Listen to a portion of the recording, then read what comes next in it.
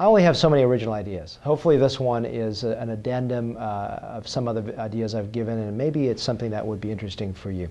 The idea for me is understanding the difference between the parts of the face and the areas between the parts of the face. So let me explain what that means.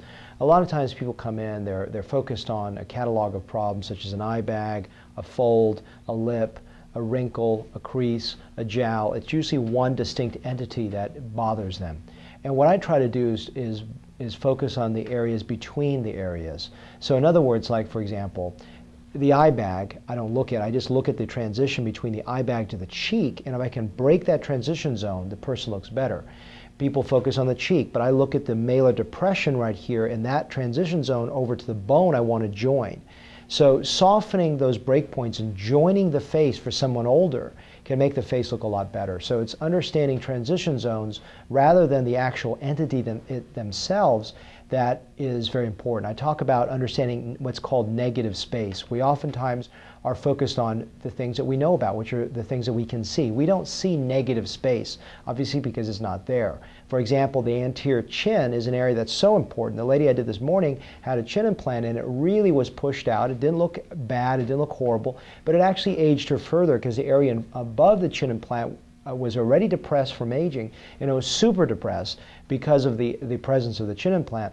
So the idea is that what I wanted to do was to blend the area in. So you got to focus on transitions between lip to chin instead of just the chin. So understanding transition zones really can join areas that look separated and make areas look better.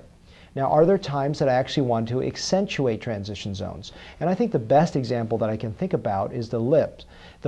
And the reason for this is that if I increase size in the lips and I don't establish transition zones, then in my opinion I can actually make the thing look too darn big and make it look like a big balloon. An example is I had a lady from London that just emailed me, and we're going on and off, and she's already set up a schedule for a lip reduction, and she was going, can you actually create shape when you reduce the lips? And I said, absolutely. In fact, that's one of my big goals, because if I just linearly take down a large lip and make it smaller, then it just looks like a relatively smaller lip. But if I actually create a little bit of visual breakpoints in the lip, then the lip itself is not only physically smaller, but it looks smaller because I'm actually dividing it through little transition points of the upper lip as well as the lower lips. So the idea is sometimes instead of seeing the two entities, is seeing the area between the entities, whether it's my goal to actually accentuate a transition zone, for example, in the lip, or to soften a breakpoint, which would be like in the cheek, or even sometimes in an over-scooped nose, just softening that breakpoint will make things look good. But if I over-soften and just obliterate, for example, this little super tip break and just eliminate it in a female, unless it's, for example, a Middle Eastern woman where the nose I think would look better if it's not quite as hard, broken there. I think a Middle Eastern woman should have less of a break point, which is a good another video.